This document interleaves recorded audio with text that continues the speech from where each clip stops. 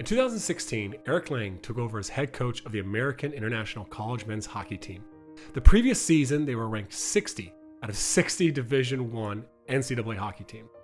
Only 3 years later, though, they were a top 25 team and would go on to win the Atlantic Hockey League Conference 4 times in a row and make it to the NCAA tournament regional semifinals 3 times.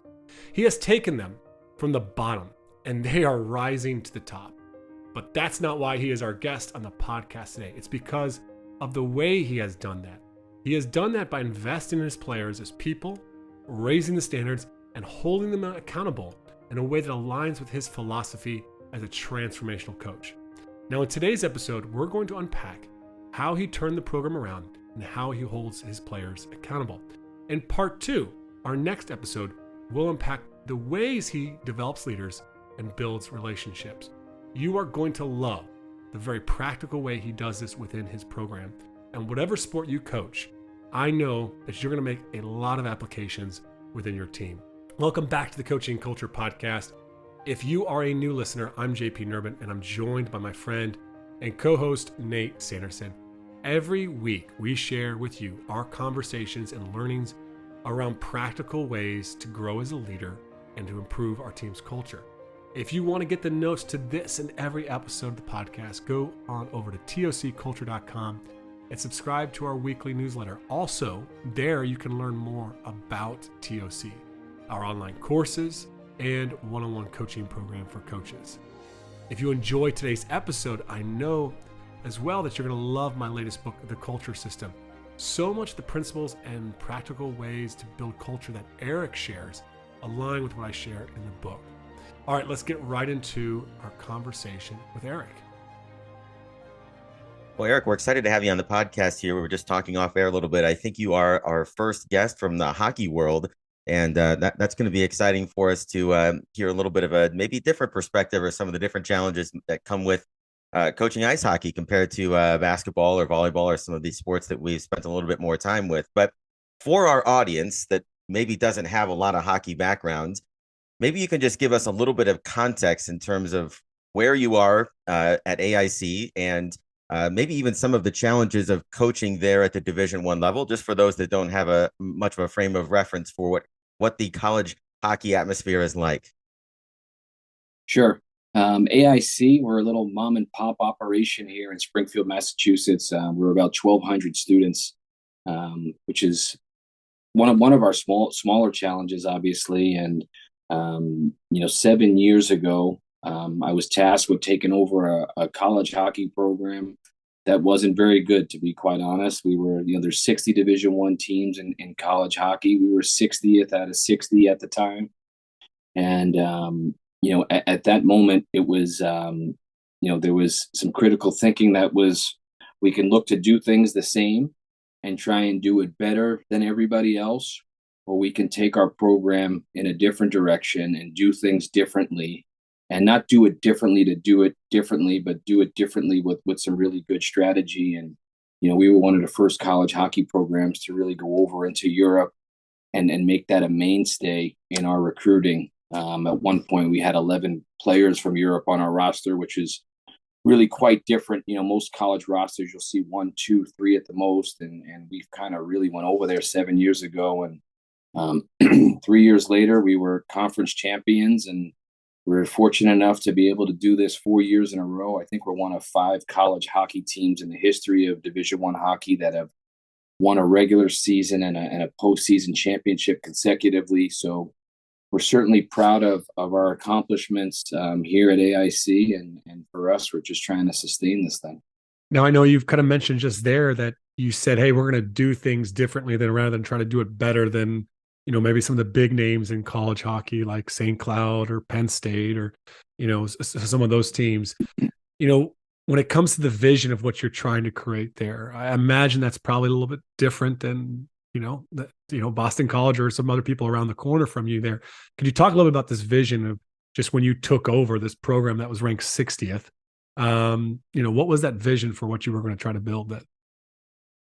That's a great question. And the first thing we did, and I was fortunate enough to be a player here at AIC.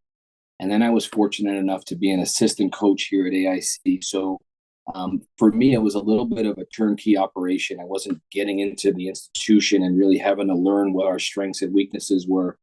And the international, in American international, I always thought, boy, the college was founded on an opportunity for English being your second language. And I thought, boy, we ought to really try and take advantage of that. And that was like the initial thought in taking over the program is, can we get over into some places, quite honestly, where nobody is? And, I think taking over a little bit of a damaged program, so a program with a poor reputation in terms of its hockey output, I think that's more challenging at times than maybe starting a brand new program and starting a vision. So a lot of it was making sure we're getting out and talking about this new inspired vision of AIC hockey.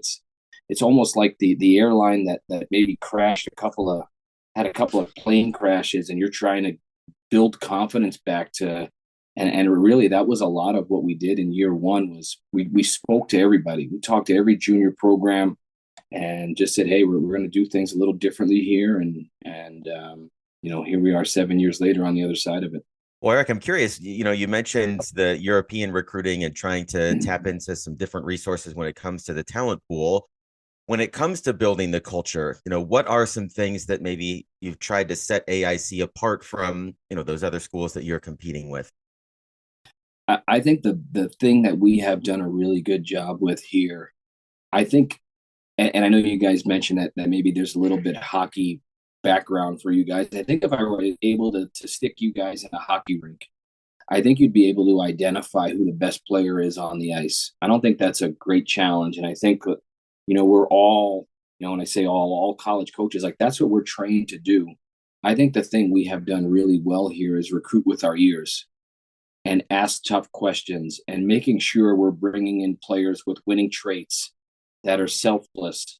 Not that they're hard workers, but are they the hardest worker? Because we think that those two words are really different. And we've certainly done a good job of recruiting with our ears, and then the ability to say, you know what, he's not going to be a good fit here. He's incredibly talented, but that Nick Saban but, and we've really stayed away from those but players. We want those Nick Saban and players. He's a good player and he's a great leader. He's great in the community. He inspires others, and that has been for us our competitive advantage, is to make sure we're bringing in the right people, selfless people, guys that genuinely care about one another. And ultimately, when you have a locker room full of those guys, they love being around each other, first and foremost. And then I think it becomes an easy place to recruit too. The hockey community is extremely small, and it's a little bit of everybody knows everybody. And if our guys are having a great experience, if we're providing a great experience, it makes it easy for them to recruit one another.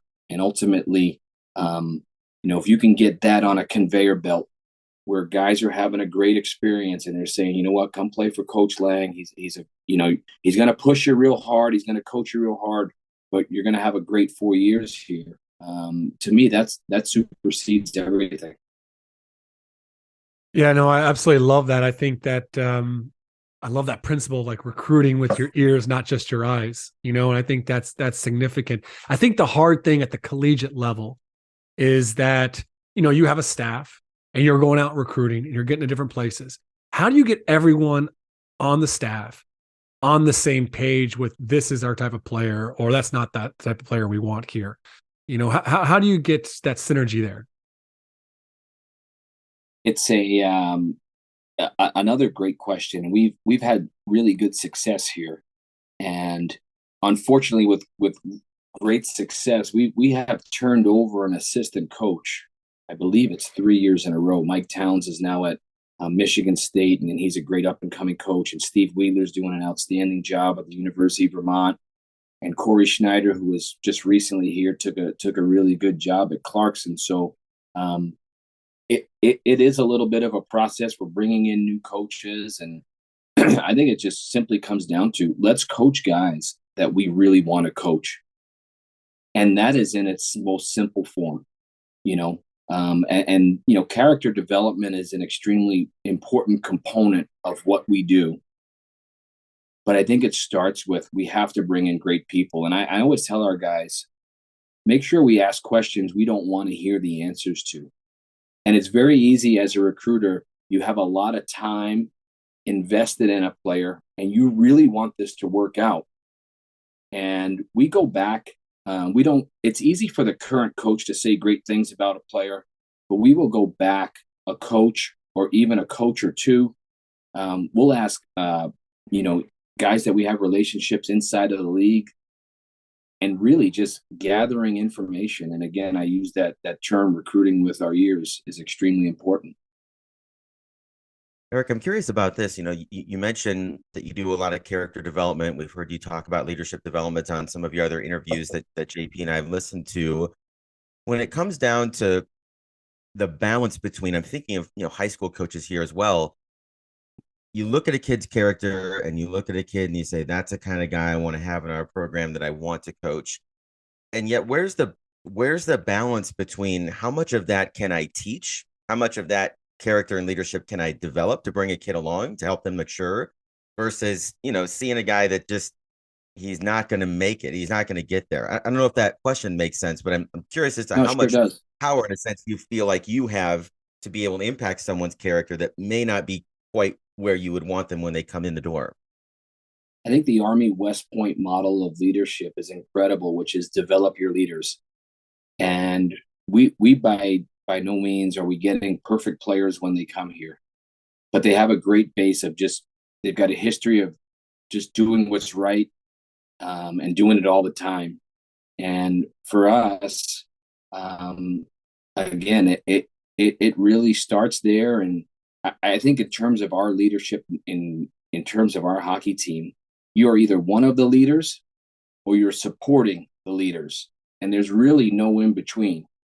And I think that's incredibly important. And I go back to that West Point model of making sure that we hold our end of the bargain in terms of developing our leaders. And, you know, whether that's working in small groups, whether that's empowering young players in our program, you know, we don't, there's not a whole lot of stock into who's the AIC hockey captain. In fact, I think 2 years ago, I rotated our captaincy amongst all of our seniors. It has to be group leadership and a team leadership kind of focus. If we're relying on one or two players, we're going to be in big trouble.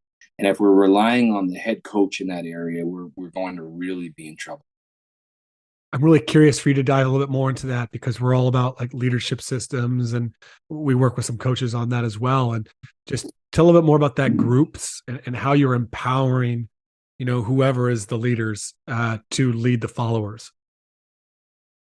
I think if you ask me, what is our leadership style here at AIC? I think it's an inclusive leadership. We have to empower that team. And I come back to it, a huge responsibility of ours is to develop our leaders. And it's a very relationship-based approach. And I think coaches are great communicators. I think we have to be by nature, but we really making sure that we connect and connecting outside of the scope of hockey. Like hockey is the easiest thing for us to talk about. A lot of our conversations here at AIC are not about hockey. How's your girlfriend? How's mom and dad? You know, talk to me about the politics in Sweden. We have a Russian player, and there's obviously some stuff going on with the Russian. I want to hear his outlook on it. It's really a lot less about hockey, and I lean on Brian Riley, who I mentioned earlier at Army West Point, who when I arrived on that campus, it's probably 11 years ago now, I was a very transactional coach. And it was, what do the X's and O's look like? And this guy's here, now he's got to be there. And I really found out that I didn't really know a lot about coaching. That's not coaching. Coaching is connecting with people and connecting with your players, which allows you to really then coach them hard. Eric, we didn't bring on this podcast because you took St. Cloud from 60th to the top 25 in the country. We brought you on because of that, man, because you're into this transformational coaching. I'm just curious, what does that mean to you now after that experience through Brian and if you've been a few years in the business here? You know what? I think it's our job, whether I don't care if it's basketball or hockey, we have to create like this fun, positive atmosphere. Like today, when my players get here at 1 and they leave at 4, I need this to be the best part of their day. And it's really a way that they're going to develop as hockey players. If this is a fun atmosphere, if coming to the rink is really fun, it allows us to coach these guys hard when needed, right? Because they know we care about them. And I think when you have the ability to coach a team hard without resentment, because they know you care about them, I think that is how you can really push. You can really hold guys accountable. It allows you to continue to re-raise the standard of your program, because if they know you care, you can really, really coach them hard. And I think that starts with the rink being, for us, the hockey rink being a positive, fun atmosphere. And I'll give you an example. Yesterday, we have a lot to get to in terms of our program. Like we're playing a really good UMass Lowell team on Saturday. But right now, there's the World Junior Hockey Championship going on. And it's a big deal for every player under 20. And we're glued to it. And you have teams from Sweden and Finland, the US, and Canada. And yesterday, instead of having a practice, which I kind of think we need right now, we did a 3-on-3 tournament, and we broke you up into so we had a world team. We had a team from Canada. We had a team from the United States East, a team from the United States West, and we had a great tournament yesterday. And I thought that having fun at the rink kind of superseded what needed to be, what we wanted to feel like as coaches, a box we wanted to check. And I think our guys, we worked incredibly hard inside of it. Canada was our winner yesterday. They're singing the national anthem on the ice. And we walk out of the rink and I'm like, you know what?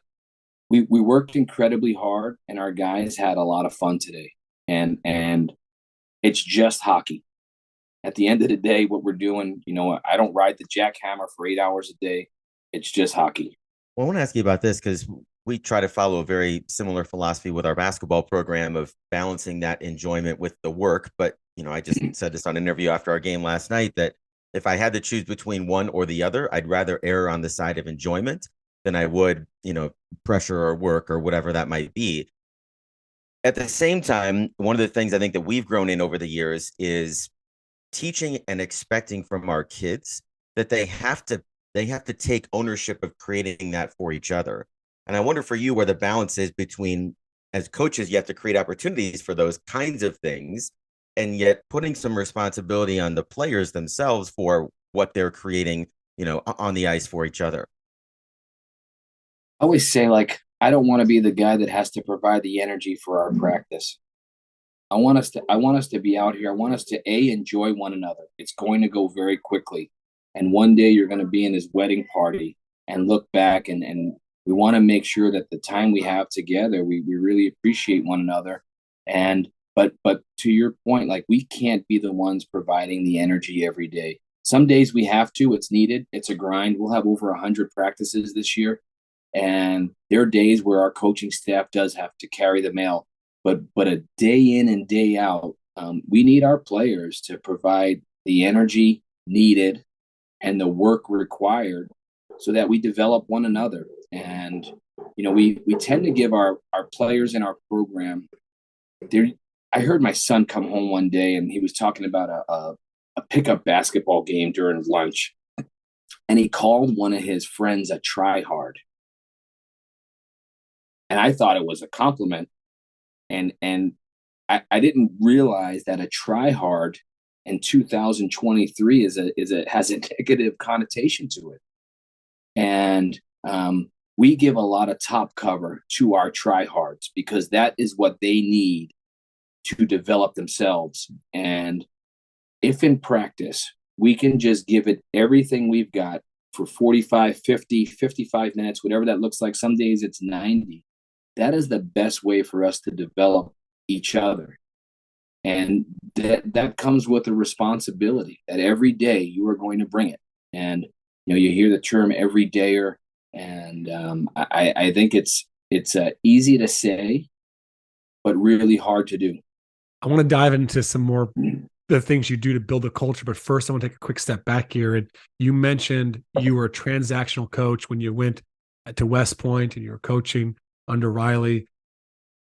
Tell us the difference between compare and contrast Eric as the transactional coach to Eric as the more transformational coach, because I know we're always working to be more and more of that, and we can fall back into some old habits. But compare those two different coaches for us.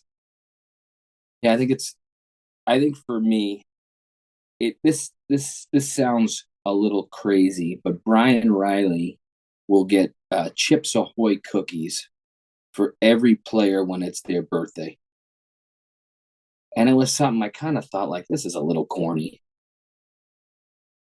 And now, like, a player's birthday is incredibly important to me, and that we celebrate it and we put it on a group message, and I make sure we reach out. And I'm not necessarily buying the Chips Ahoy cookies, but I want to make sure that every single player, we celebrate their birthday. And it's something I would have never thought about. And again, going into Army West Point, it was all about the hockey. And I called them like fake conversations. Hey, how's your classes going? And I was kind of wanted to hear the answer to, hey, how are your classes going? But that is such an easy conversation to have. Hey, how's your classes going? It has to be deeper than that. It has to be deeper than that. And I think really good coaches can understand how much the outside impacts the inside. And, I need to know my players' girlfriends. I need to know who has two parents, one parent. I need to know who comes from a stable socioeconomic background. I need all of this information to help me coach you better. And these are conversations I would have never had 10 years ago. I couldn't wait to talk about the forecheck. I couldn't wait to talk about the power play. And oh, by the way, what's your dog's name? And now for us, it's really the reverse. And I want my players to be so incredibly comfortable with us. So incredibly comfortable. Nothing is off the table. It's like a judge-free zone. And we need to have these impacting relationships. And it's such a better way to coach. It's more pleasant. It makes you less outcome related. At the end of the day, like we look at what happened with what happened to this poor Buffalo Bills player. It's just a football game. And a lot of times we have to put things in perspective. It's just a hockey game. And I've heard Brian Riley use this line. And when you coach at Army West Point, it's a little different than anywhere else in the country. He's less worried about losing hockey games as he is losing players. And when you can just sit back and really take that in, it's all about the people. It's less about the hockey. I think of so much of what you're sharing there. I talk about with coaches, it's how we view them. Do we see them as a person, or do we see them as a vehicle for our success, or potentially an obstacle if they're being a pain in the butt? They're not helping us win. And they sense how we view them, right? Like when we walk into that conversation. And so much is just for you is probably that shift of just how you see your players, right? You see the person. And so you're able to engage with them more authentically.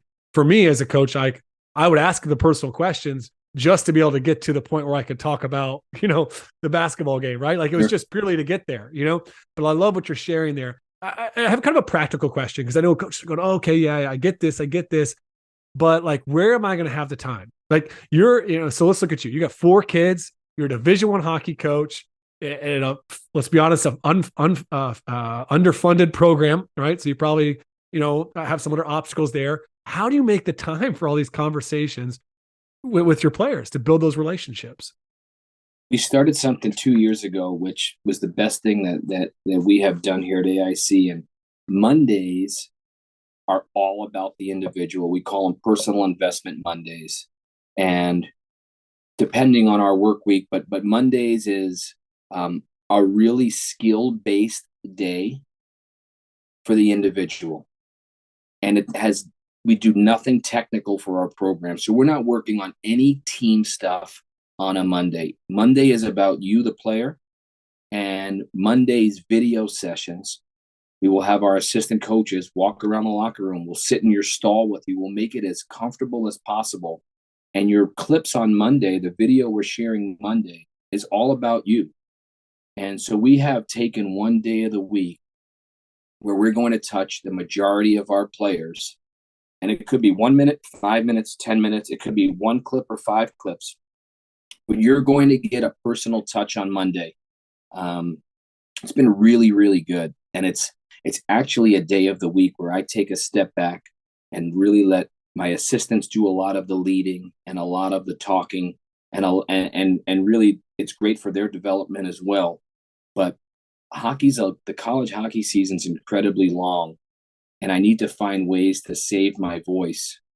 And so Mondays, we're not barking at them. There's no whistles. It's just all about you. And that was a really good thing we've done starting 2 years back, and we're kind of married to it. And we've taken a lot of questions from other coaches about what we're doing here on Mondays. What's been the player response to that? Because that sounds like a very different approach, right? Than either one, coming to my office so I can correct all the things you're doing wrong, or just sort of coaching the group and not necessarily investing in individuals. How have your kids responded to that? You know what we've learned? This wasn't the intent when we started this, but players work incredibly hard when it comes to self-development. And it's actually one less day of the week as coaches. We are aggravated. Was that a good practice? Was it a bad practice? Guys are really invested in themselves, and it's a very, very easy thing. We set it up and they knock it down because they want to get better. And I say, like, our guys are this close from playing the National Hockey League or some form of professional hockey. Like, guys really, really want to develop, and that day has taken on a life of its own. But it's a day we walk out of the rinks on Mondays feeling really good about our program, and our players probably feel really good about setting up their work week. Oh, that's great. Well, I want to ask you this. We've heard you use this phrase, you have to guard the culture every day. You hear other coaches say they got to fight for their culture every day. What does that phrase mean to you and your coaching staff? It's kind of funny. Like, culture has become this incredibly great buzzword over the last 5 to 10 years, whether it's business culture or college athletic culture or professional team culture. I think the term culture, quite simply, is a overextension of your team's character. I think we always talk about character as individually. What is his character like? I feel like culture is, what is your team character? And for me, anything that when I step into work here, anything that happens here Monday to Saturday is on my watch. And if I don't correct it, that means we're going to accept it. So that guard the culture mentality is every day. Am I going to accept a player with bad body language, or am I going to have a conversation about it? Are we going to accept a player not working hard? Are we going to accept a player showing up one of his teammates? Are we going to and that guard the culture mentality is just a great way to go to work, because that, in its simplest forms, that's really what they pay me to do here, is to make sure our program every single day is headed in the right direction. We say, like, we have to live by the code of our desired culture. Are we willing to live by that code? And not every day is perfect, but I don't think you can take a day off. I don't think you can accept bad body language or accept low output, low effort practices and then turn it on. I don't think it works that way. I think you have to be on every single day, and that guard the culture mentality is something that as a staff we live by. want to unpack a little bit more what accountability looks like, because that's another word that's kind of a buzzword today. People talk about accountability, and I think for years when I was as a transactional coach, I used to think I used to help hold my players accountable. Right? We'd set standards at the beginning of the year. We'd have our core values, and then they wouldn't do it. Because there's always naturally slippage in any team, and I would get on them. I'd yell at them. I'd talk to them. I might even make them run. But they were still playing the game, come Friday night. They were like, there was very little, in my opinion, accountability for my players. And I had to learn new ways to actually take a very different approach. And I in my research on you, I think you are very good at accountability. I've heard some great stories there. I'm just wondering if you could unpack maybe your philosophy and some of the strategies that you use to hold your players accountable to those standards. I think the key we hold as coaches is playing time, and it's what every player wants. For us, and this started in year one. We showed up to the University of Maine. They were very good, and they're getting that program back up and running. But they were very good at the time. They hadn't lost a home game all year, and we had 3 of our better players about 15 seconds late for the bus. And we go up to the University of Maine, and we're in over our heads to start with if we play them with a full lineup. And that night we chose to play them with 3 less players. So hockey's a 4-line team. We were missing an entire line. I sat all 3 of those players. And Red Gendron, the great Red Gendron, he kind of looked over. He said, "Hey, where's your 4th line?" I said, "They were 15 seconds late for the bus." And at that moment, we were willing to sacrifice in the moment for something that our program. So that was the last time we've had a player late for the bus. It was 7 years ago on our way to Maine. And I think that story has kind of trickled down through the classes here. But I think you can't be afraid to hold your players accountable, and playing time is the most important thing to them. We have sat a lot of good players here. And I think every player at some point is going to get sat here at AIC, and I think that that's really important. We have an All-American that we had a ZAP for disciplinary on ice discipline. We had the Player of the Year last year, Chris Theodore, who wasn't quite working to the standard necessary. We were not afraid to pull guys out of the lineup, and for us, that's one of the best ways to hold a player accountable is say, you really want this, and now you can't have it because of your actions. And we don't have a lot of rules here. In fact, we have one rule, and it's do the right thing. Do the right thing. We don't have curfew when we go on the road. When we have a big win on a Saturday, we tell our guys, we want you to enjoy one another and make great decisions tonight. We don't have a lot of rules, but I think guys understand here when they stray or they go off course that they're going to be held accountable, and there has to be a lot. It can't be all bark. You have to have some bite. And guys in our program know that we are not afraid to sit them on occasion. I appreciate that a lot. And I like that. I mean, I think oftentimes we talk about standards, and the reality is our guys usually know what the right thing is, it's not this great mystery. And I think that's really profound. I want to dive a little bit more deeper on something you mentioned earlier, just as an example, is body language, right? Poor body language. Coaches face this at every sport, especially in the sports maybe where you don't have a helmet on. It's a little bit more visible, like basketball out there, right? But obviously it's an issue in ice hockey as well. How do you address that type of situation with poor body language in practices or games? We have a term here that's called never let them know. And it's never let them know you're tired. Never let them know you're frustrated. And I think when you think of it in terms of how is this helping? How is your frustration of missing a shot on goal? How are we moving forward from that play? And a lot of it is just, if we see it in practice, I'll just skate up to a player and say, hey, the optics of that is not great, and it's not making you better.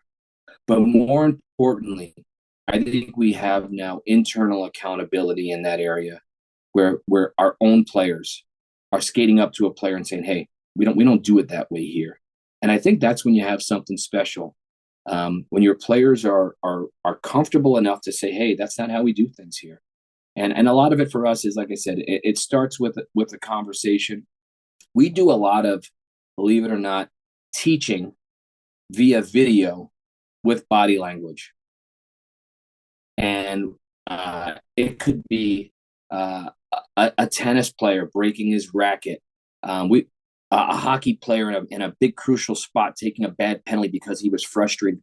We do a lot of this game management in terms of body language and selfless play. We do a lot of it via video, and we celebrate good interactions.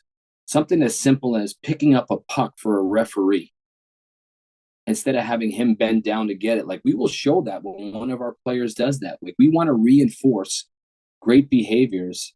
And the bad body language is a total choice.